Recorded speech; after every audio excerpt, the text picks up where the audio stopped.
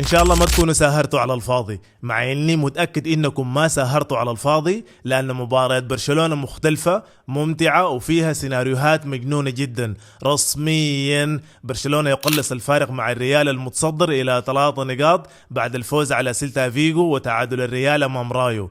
مباريات برشلونه ممكن تكون ممتعه لكل الناس، خصوصا المحايدين عدا عشاق النادي الكتالوني، لان المشجع بيكون عايش على اعصابه لمده 90 دقيقه. وحتى لو الفريق متقدم بهدف او بهدفين، انا متاكد تماما انه المشجع البرشلوني بيكون راسم في مخيلته سيناريو الهدف اللي حيستقبل الفريق من الخصم بسبب المصيدة. زي اللقطة دي مثلا، هنا برشلونة كان متقدم بهدف ليفا من ركلة جزاء، وكان امام برشلونة فرصة اضافة الهدف الثاني بعد انفراد راشفورد اللي ضاع بشكل غريب جدا، ونفس الكرة دي ارتدت وكسرت المصيدة وعدل سيلتا النتيجة. الشوط الاول كان من امتع اشواط الليغا، شوط فيه 5 اهداف بالتمام والكمال. برشلونة يتقدم، سيلتا يتعادل، برشلونة يتقدم، سيلتا يتعادل، وشفنا فرص كثيرة جدا وسجال بين الفريقين. ولكن الشوط الثاني كان نوعا ما مختلف، لان برشلونة هدى الريتم شوية وزاد من حدة الضغط وقفل كل ممرات التمرير للفريق الخصم، عشان كده ما شفنا خطورة تذكر لسيلتا فيجو في الشوط الثاني. المباراة بينت لنا اهمية وجود مهاجم صندوق حقيقي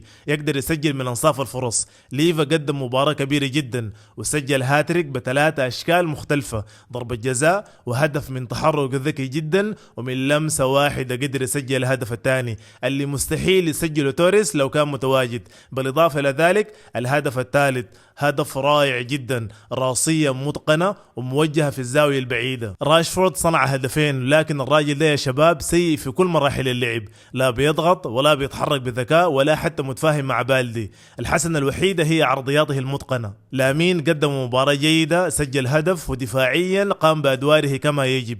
أولمو لعب في مركز غير مركزه، كان جيد نوعا ما، ولكن الراجل سيء في الافتكاك وبطيء في الارتداد.